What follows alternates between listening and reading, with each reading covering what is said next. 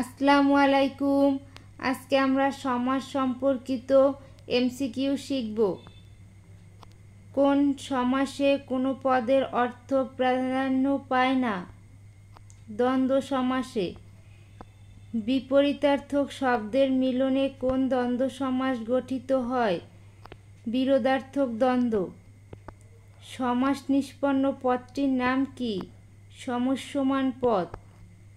যে যে পদে সমাস হয় তাদের প্রত্যেকটির নাম কি? সমস্যমান পদ। সমাসবদ্ধ পদের প্রথম অংশকে কি বলা হয়? পূর্বপদ। সমাসবদ্ধ পদের পরের অংশকে কি বলা হয়? পরপদ। সম্বন্ধ পদকে ভেঙে যে বাক্যাংশ করা হয় তাকে কি বলে? বিগ্রহ বাক্য। সমাসের সাথে সম্পর্কযুক্ত নয় কোনটি? সমস্ত বাক্য। নিচের কোন শব্দটি সমাসবদ্ধ নয়? বিদ্যালয়।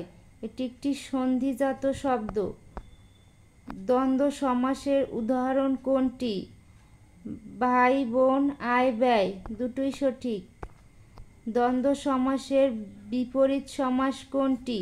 তৎপুরুষ সমাস। কর্মধারয় সমাসে কোন পদ প্রধান? পরপদ। বৈশিষ্ট্যের বিচারে দ্বিগু ও কর্মধারয় কোন শ্রেণীর সমাস? তৎপুরুষ সমাস। জিনপরি সমাসটি কোন শব্দযোগে সাধিত হয়? সমার্থক। অহিনুকুল শব্দটি কোন নিয়মে গঠিত হয়েছে? বিপরীতার্থক। সমার্থক দ্বন্দ্ব সমাস নয় কোনটি?